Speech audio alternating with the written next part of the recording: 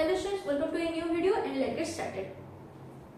Next question number 5 is a lot contain 15 items of which 5 are defective and 3 items are drawn. कितने drawn करने हैं हम लोग को? 3 items are drawn at random. Find the probability that all 3 are defective, none of the 3 are defective. ठीक है, इसको दो तरीके से कर सकते हैं. एक हम लोग फर्स्ट टर्म में परम्यूटेशन कॉम्बिनेशन पढ़े हुए हैं, तो कॉम्बिनेशन की उससे भी हम लोग प्रोबेबिलिटी निकाल सकते हैं. तो मैं दोनों तरीके से आपको सिखा दूंगी. आपको जो तरीका सही लगता है आप वही तरीका को अपनाइएगा. ठीक है. सो हम लोग के पास कितने आइटम्स हैं? टोटल है 15 items. So total items is equal to 15. Defective कितना है? 5. अगर 5 डिफेक्टिव है तो नॉन डिफेक्टिव कितना होगा? Non defective is obviously 10. Total 15 item है, 5 आइटम डिफेक्टिव है, तो नॉन डिफेक्टिव कितना होगा? 15 माइनस 5 दैट इज 10 आइटम. ठीक है. ओके, हम लोग कितने आइटम ड्रॉ करने हैं? 3 items. And I number is all the 3 are defective. So I is probability of all the 3 are defective. Okay?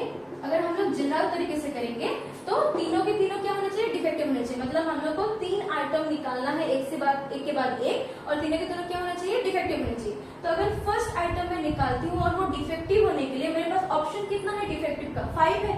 तो possible outcomes is 5. Total outcome कितना है? 15. 15 में से चूज करेंगे, कोई भी मैं एक चूज कर सकती हूँ. कितने में से चूज करेंगे? 5 में से, क्योंकि मुझे डिफेक्टिव चाहिए. ठीक है. अब ये फर्स्ट आइटम मैंने चूज कर लिया. मुझे कितना आइटम चूज करना है? 3 आइटम. ठीक है. 1 2 3.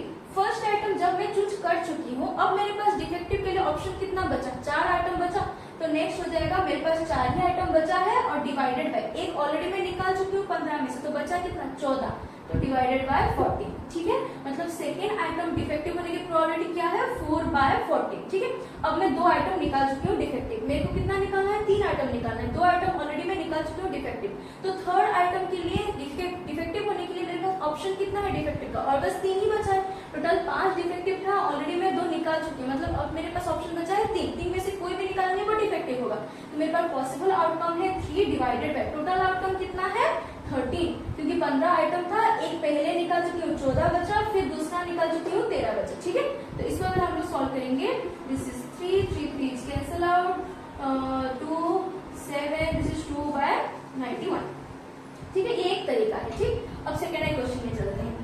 Second I is probability of none of the 3 are defective.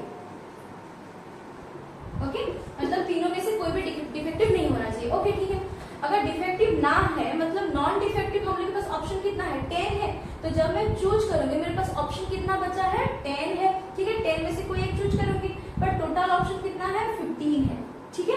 Possible outcome divided by total outcome. Possible outcome कैसे है? मुझे नॉन डिफेक्टिव निकालना था. नॉन डिफेक्टिव 10 ही था. 10 में से कोई एक चूज करूंगी, तो मेरे पास पॉसिबल आउटकम कितना है? 10 है. 10 में से कोई भी चूज करेंगे वो नॉन डिफेक्टिव होगा.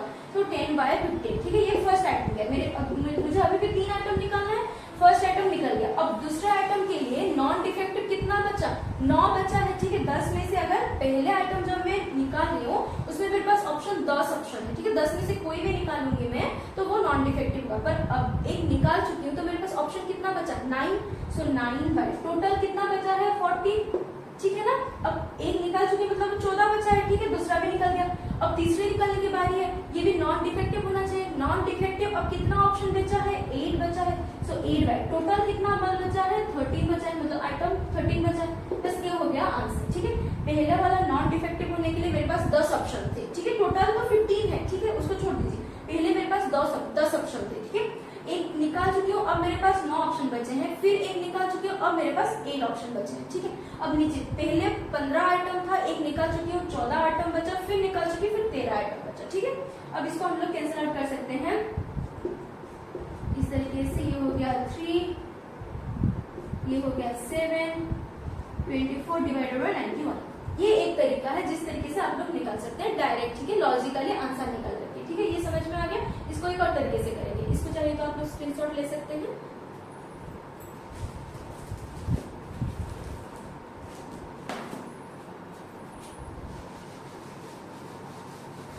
अब हम लोग कॉम्बिनेशन का यूज करेंगे. ठीक है. कॉम्बिनेशन ऑलरेडी हम लोग आप लोग फर्स्ट ईयर में पढ़ चुके होंगे. ठीक. So probability of 3 items are are defective, ठीक है। ओके, कॉम्बिनेशन में थोड़ा बहुत याद करवा दे रही हूँ। अगर मेरे पास n आइटम है, उसमें से कोई मुझे r आइटम चूज करना है, तो किस तरीके से करते हैं, n c r, this is combination. अगर आप लोग को याद होगा, n आइटम में से r आइटम चूज करेंगे, n c r। Okay, calculation किस तरीके से होता है, n factorial divided by r factorial into n minus r factorial, इस तरीके से ये होता है, ठीक है। फैक्टोरियल आई होप आप लोग फर्स्ट ईयर में तो पढ़े ही होंगे, फिर मैं बता रही हूँ। Suppose this is 5 factorial, factorial means हम लोग 5 में से लेकर मल्टीप्लाई करते हुए आएंगे एकदम 1 तक, इसको फैक्टोरियल कहते हैं, ठीक है।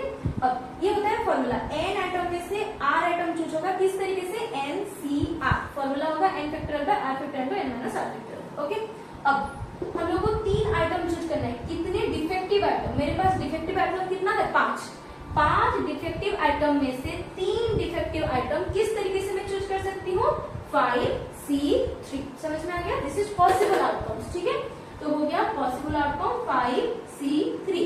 प्रोबेबिलिटी के लिए फिर टोटल आउटकम जो सैंपल स्पेस डिवाइड करते हैं, ठीक है। सैंपल स्पेस में क्या आएगा, टोटल कितने आइटम है, 15 आइटम, उसमें से कितना चूज करना है हम लोग को, 3 आइटम चूज करना है, क्योंकि हम लोग को 3 ही आइटम चूज करना है। कितना में से, टोटल 15 में से, that is sample space. Okay, sample space कितना है, 15 आइटम में से 3 आइटम चूज करना है। किस तरीके से चूज कर सकते हैं, 15C3। Okay, possible outcome divided total outcome. Total outcome क्या होगा, 15 में से कोई 3 चूज करना है हम लोग को। पॉसिबल आउटकम क्या रहेगा, 5 डिफेक्टिव में से कोई 3 हमको डिफेक्टिव चूज करना है।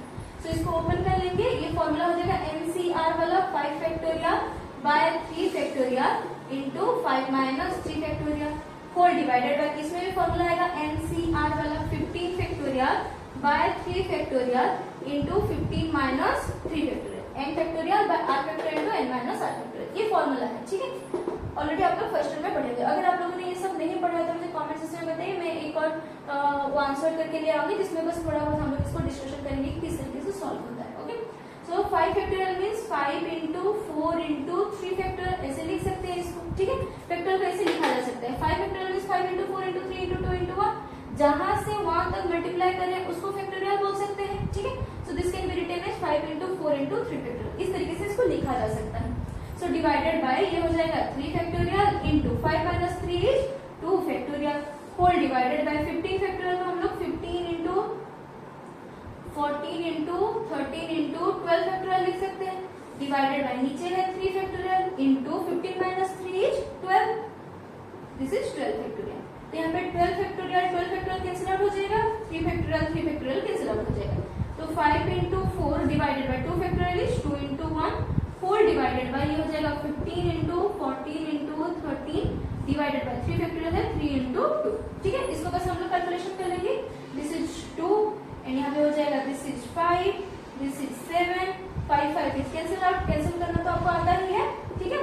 तो अब बचा ये 2 divided by 7 into 13 and this is nothing but 2 by 7, 91।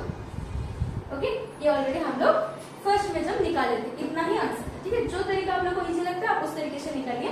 वैसे मैं बोलूंगी फर्स्ट तरीका थोड़ा इजी ही रहता है, पर अगर आप लोग को कॉम्बिनेशन अच्छे से आता है तो आप लोग ये वाला तरीका भी निकाल सकते हैं। So the secondary question is probability of none of them are defective. Okay, इसमें से कोई भी डिफेक्टिव नहीं होना चाहिए, मतलब जो हम लोग पॉसिबल आउटकम रहेगा वो डिफेक्टिव नहीं होना चाहिए। तो डिफेक्टिव नहीं होने के लिए नॉन डिफेक्टिव में कितना ऑप्शन है, 10 है। 10 में से कोई 3 हम लोग को चूज करना है इस तरीके से ताकि कोई भी डिफेक्टिव ना आए, ठीक है। नॉन डिफेक्टिव 10 है, उसमें से 3 चूज करना है, किस तरीके से कर सकते हैं, 10C3। अब नीचे क्या रहेगा, सैंपल स्पेस, टोटल कितने आइटम है हम लोग के पास, 15 आइटम, उसमें से कितना चूज करना है, 3, किस तरीके से, 15C3, ठीक है। प्रोबेबिलिटी क्या होगा कि possible outcome divided by total outcome, 10C3 divided by 15C3। इसको सॉल्व करके आप लोग आंसर निकाल सकते हैं, ठीक है। कॉम्बिनेशन तो आप लोग को समझ में आ गया किस तरीके से सॉल्व हो रहा है, तो इसको सॉल्व करके आप लोग आंसर निकाल सकते हैं। आंसर सेम ही आएगा जैसे पहले आया था, ठीक है। तो 10C3 को हम लोग लिख सकते हैं 10 factorial by 3 factorial into 10 minus 3 factorial, whole divided by 15 factorial by 3 factorial into 15 minus 3 factorial. Okay, तो इसको हम लोग इरेज कर सकते हैं, आप लोग स्क्रीनशॉट लीजिए।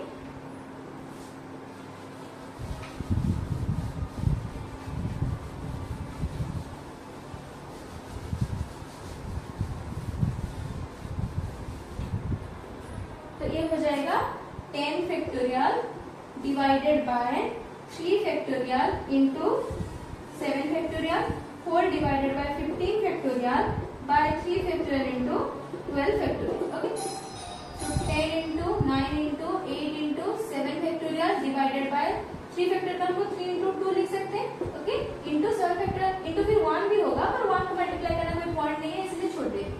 15 into 13 into 12 14 into 13 into 12 factorial divided by 12 factorial. मैं बस 12 तक क्यों ला रही हूँ, ताकि नीचे भी 12 है ये कैंसिल आउट हो सकता है। यहाँ पे 7 तक ही क्यों ला रही हूँ, क्योंकि 7 नीचे है वो कैंसिल आउट हो सकता है। ये सब हम लोग फर्स्ट ईयर में पढ़ चुके होंगे। ठीक है, into 3 factorial 3 into 2 12 factorial cancel out, 7 factorial 7 factorial cancel out हो जाएगा। तो 10 into 9 into 8 divided by 3 into 2 into 1 4 divided by 15 into 14 into 12 13 divided by 3 into 2। बस इसको हम लोग कैलकुलेशन करेंगे, अगर कैंसिल आउट करेंगे तो आंसर निकल जाएगा। ठीक है, सो डिनोमिनेटर कैंसिल आउट हो जाएगा आराम से, और ये हो जाएगा 10 into 9 into 8 divided by 15 into 14 into 13 this is 3, ये हो जाएगा 3 2 7 so 24 by 91। Okay, same as the previous one. Okay, समझ में आ गया क्लियर। अगर ये वाला तरीका आप लोगों को थोड़ा डिफिकल्ट लगता है तो फर्स्ट वाला तरीका आप लोग निकाल सकते हैं कि हम लोग के पास कितना नॉन डिफेक्टिव है, none of them are defective means non defective. 10 non defective है, टोटल 15 है, सो एक निकालने के लिए नॉन डिफेक्टिव 10 by 15। एक निकल गया तो दोबारा अगर निकालेंगे हम लोग, तो अब नॉन डिफेक्टिव के लिए ऑप्शन है 9 डिवाइडेड बाय टोटल एक निकाल चुके हैं मतलब 40, एक निकल गया, फिर नॉन डिफेक्टिव निकालना है मतलब 8 बचा ऑप्शन डिवाइडेड बाय एक और निकाल चुके हैं तो अब बचा 30। बस इतना ही कैलकुलेशन करेंगे, आंसर इतना ही आएगा जितना आया है। ठीक है, लॉजिक समझ में आ गया।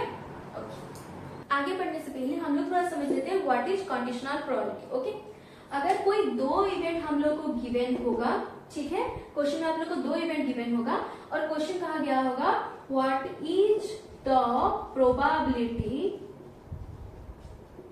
Okay, what is the probability of A if B is given.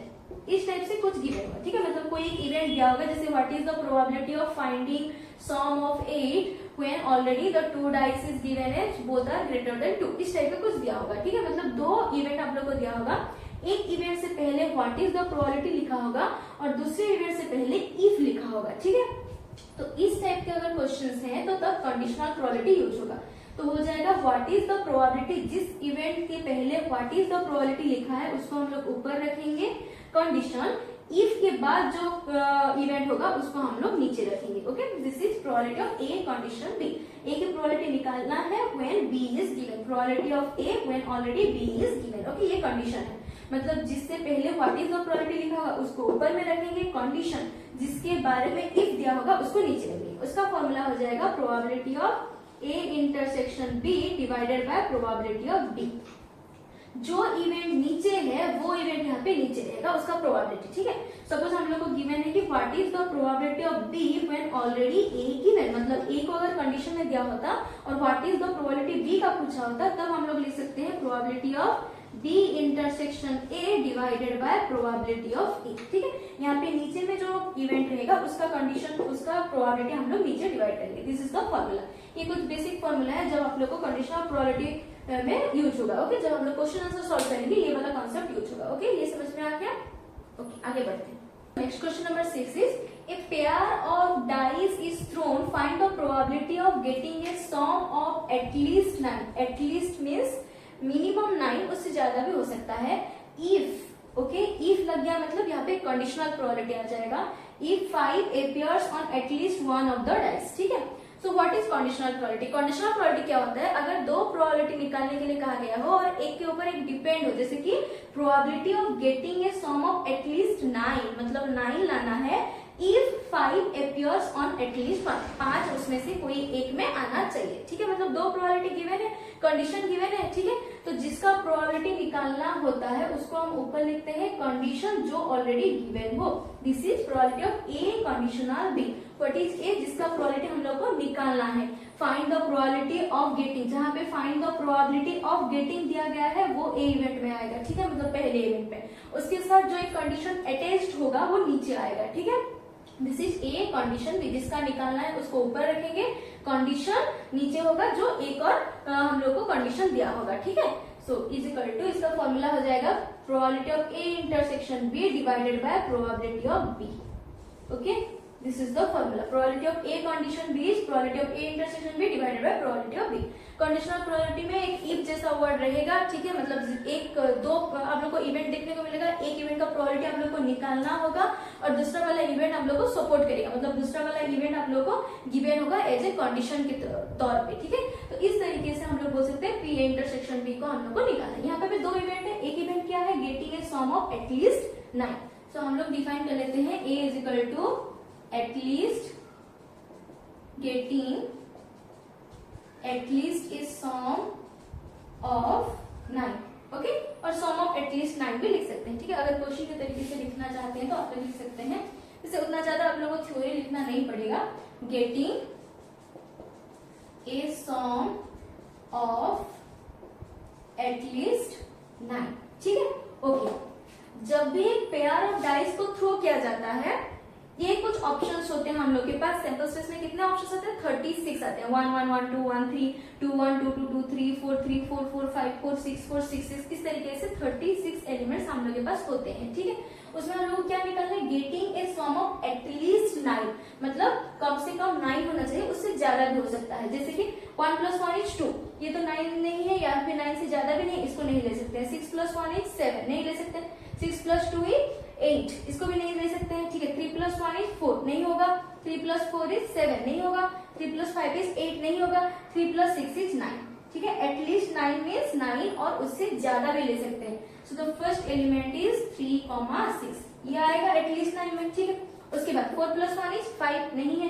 4 + 2 = 6, नहीं है। 4 + 3 = 7, नहीं हो सकता है। 4 + 4 = 8, नहीं हो सकता है। 4 + 5 = 9, तो हम लोग 4, 5 ले सकते हैं, ठीक है। एटलीस्ट 9 मीन्स 9 और उससे ज्यादा भी हो सकता है,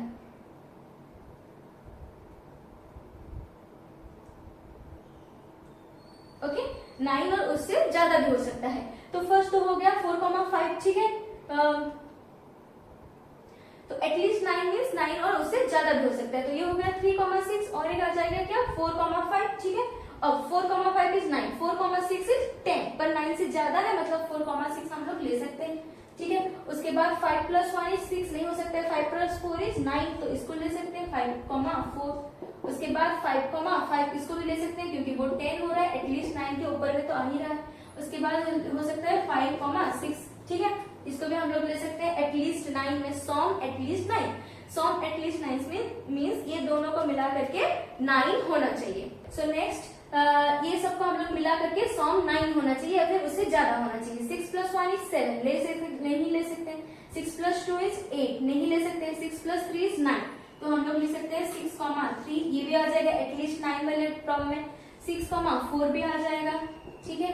उसके बाद 6, 5 भी, उसके बाद 6, 6 भी, ठीक। तो ये सारे जो इतने एलिमेंट्स हैं ये कहाँ पे आएंगे, ए इवेंट में आएंगे। ए इवेंट क्या है, सम गेटिंग एटलीस्ट 9, मतलब 9 या फिर उससे ज्यादा भी हम लोग ले सकते हैं, ठीक है। किसका सम, ये जो डाइस हम लोग थ्रो कर रहे हैं उसमें जो 2 आउटकम्स आ रहे हैं उन दोनों आउटकम्स को ऐड करके वो सम, ठीक। ये हो गया A event. Next go to the B event. B event क्या है, 5 appears on at least one of the dice. 5 appears on at least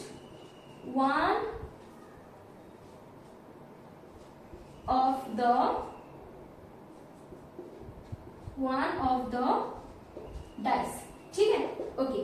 दोनों में से एक में 5 दिखना चाहिए, ठीक, ओके। तो पहले हम लोग निकाल देते हैं 5 कहाँ पे दिख रहा है, यहाँ पे एक 5 दिख रहा है ना। 5 appear at least once means कि दोनों जो डाइस थ्रो किया गया है, दो जो आउटकम्स आ रहे हैं उसमें से एटलीस्ट एक में 5 होना चाहिए। दोनों में भी हो सकता है पर एटलीस्ट 1 में तो 5 होना चाहिए, ठीक है। सो 1, 5 ये एक इवेंट आ जाएगा, ठीक। 2, 5 इसमें भी 5 दिख रहा है। 3, 5 इसमें भी दिख रहा है 5। 4, 5 इसमें भी दिख रहा है 5। 5, 1 इसमें भी है। 5, 5 इसमें भी है। 5, 2 इसमें भी है। 5, 3 में है। 5, 4 में है। 5, 6 में है। 6, 5 में है, ओके। आई होप इतना तक आप लोगों को समझ में आ गया दोनों इवेंट कैसे निकालेंगे। फर्स्ट इवेंट क्या था कि probability of getting a sum of at least 9, मतलब 9 या फिर उससे ज्यादा हो सकता है। तो हम लोग इस डाइस में से देखेंगे कि कौन से वाले सम अगर हम लोग कर रहे हैं तो उसमें 9 या फिर उससे ज्यादा ला सकते हैं। तो ये वाला टर्म हम लोग को मिल गई, ये वाले एलिमेंट्स। उसके बाद एक था क्या, अपियर एटलीस्ट 1, 5 एक में तो आना चाहिए, ठीक है। तो जिसमें 5 एटलीस्ट एक बार है उसको हम लोग लिख लेंगे इवेंट में, ये हो जाएगा इवेंट 2, ठीक है ना। क्वेश्चन का क्या कहा गया है, find the probability of getting sum at least 9, जिसका प्रोबेबिलिटी निकालना है उसको हम लोग ऊपर में लिखेंगे, प्रोबेबिलिटी एटलीस्ट 9 को हम लोग ए इवेंट मान रहे हैं, और जो दूसरा वाला इवेंट है वो कंडीशन में आएगा। And this is important part, इसको आप लोग को याद रखना है, ठीक है।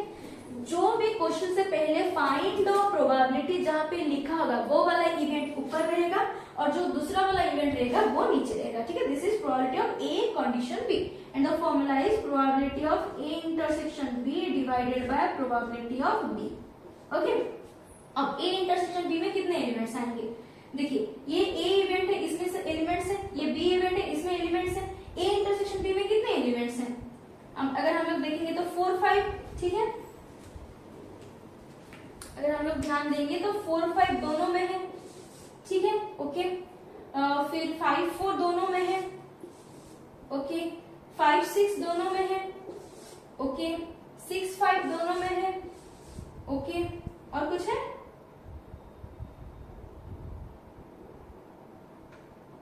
फाइव 5 दोनों में है, ओके ना। तो ए इंटरसेक्शन बी में कितने एलिमेंट्स आ रहे हैं, 1, 2, 3, 4, 5। सो ए इंटरसेक्शन बी में टोटल कितने एलिमेंट्स हैं, 5 एलिमेंट हैं, डिवाइडेड बाय, ठीक है। अब प्रोबेबिलिटी कैसे निकालते हैं, हम लोग के पास ए इंटरसेक्शन बी कितना आ गया, इसमें कितने एलिमेंट है, 5 एलिमेंट है। So probability of A intersection B is possible outcomes divided by total outcome. जब भी एक डाइस को, एक पेयर ऑफ डाइस को थ्रो किया गया है, सैंपल स्पेस में कितने एलिमेंट्स बन रहे हैं, 36। सो दिस इज 5/36, ओके ना। सो ये हो जाएगा probability of A intersection B 5/36 whole divided by probability of B में कितने एलिमेंट्स हैं, 1, 2, 3, 4, 5, 6, 7, 8, 9, 10, 11 एलिमेंट है। सो 11 is possible outcome divided by total outcome is 36. So 36 cancel out, answer is 5/11.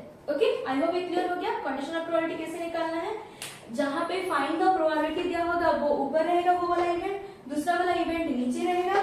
This is A condition B, probability of A condition B divided by probability of B. Extra हम लोग तो probability निकालना already सीख चुके हैं, ठीक है। सो ए intersection B में कितने एलिमेंट्स है, 5 एलिमेंट्स है, तो 5 बाय प्रोबेबिलिटी ऑफ बी में कितने एलिमेंट है, 11 एलिमेंट है। दोनों में सैंपल स्पेस सेम है तो सैंपल स्पेस कैंसिल आउट हो जाएगा, answer is 5/11। This is your final answer. I hope clear हो गया। That is it for today and thanks for watching.